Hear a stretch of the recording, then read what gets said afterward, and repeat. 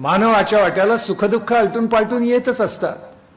कोणी एका राजाची कथा सांगतात की त्यांनी गळ्यामध्ये म्हणे एक नित्य पाटी लावलेली होती.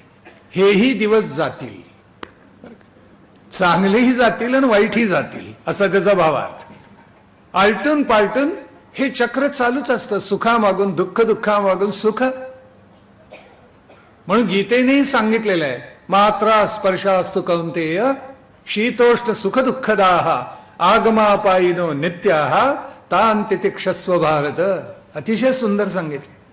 सुखामागून दुःख, दुःखा म्हणून तितिक्षा जागवावी, दुःख सहन करण्याची शक्ती जागवावी. एक सुंदर चीनी लोककथा आहे.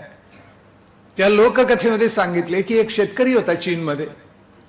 घरी एक घोडा, काही बैल, छोटं शेत होतं त्याचं, एक चांगला मुलगा होता घरी.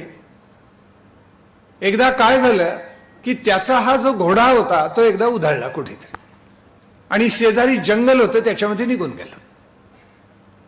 शेजारी सांत्वनाला आले, म्हणाले बाबा रे बघ, घोडा पाळणं अवघडच असतं.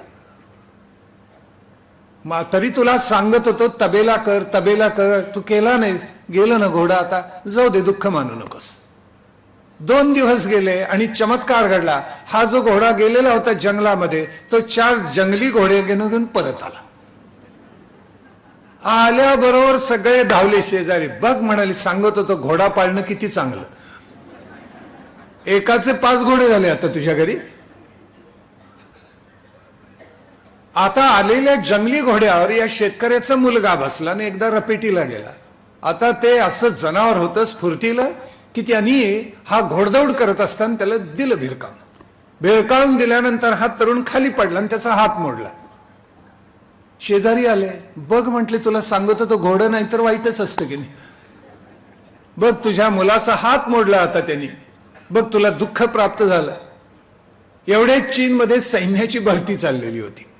नेमके राजाचे सैनिक या शेतकऱ्याच्या घरी आले. हा तरुण होता, त्याला पाहिलं तर याचा हात मोडलेला. ते म्हटले याचा काय उपयोग आहे, याला नको न्यायला सैन्यामध्ये, हात मोडला यायचा आहे. गेले निघून. ते गेल्यावर शेजारी आले, म्हटले बघ तो पडला छान झाले की नाही, नाहीतर त्याला पकडून सैन्यात दामला असता राजाने.